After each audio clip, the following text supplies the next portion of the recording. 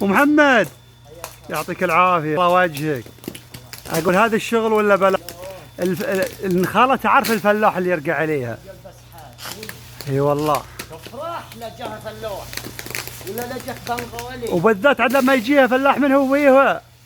حساوي اصلي. يلا شوف مالات ولا تشوف يا حمد. كافو والله. ولا يبين. بيض الله وجهك. الله يعطيك العافية والله. يا هلا وانا عدل ولا بكل فلاح بعد يقال فلاح. الله يبيض وجهك يعطيك. يعطيك يجيب لغلقه الشغل. بيض الله وجهك والله. يعطيك العافية. كافو والله الله يعطيك العافية. الصرام يا بي هلا اسعاف متدخله مع ذي مثل ذي هو.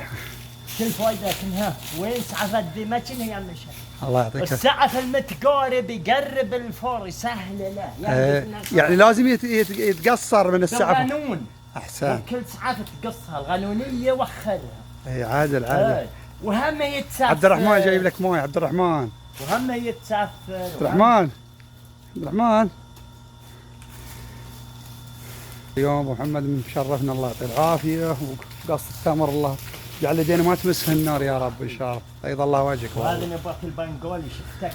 ايه يتعلمون عندنا جايين هالبنغاليين وجايين مثل السعوديين خوفهم على البلد. الفلاح في النخل عمار له بدون ما يشتغل فيه. نعم صحيح. شلون اشتغل فيه؟ صحيح صدقت والله. على الشارع.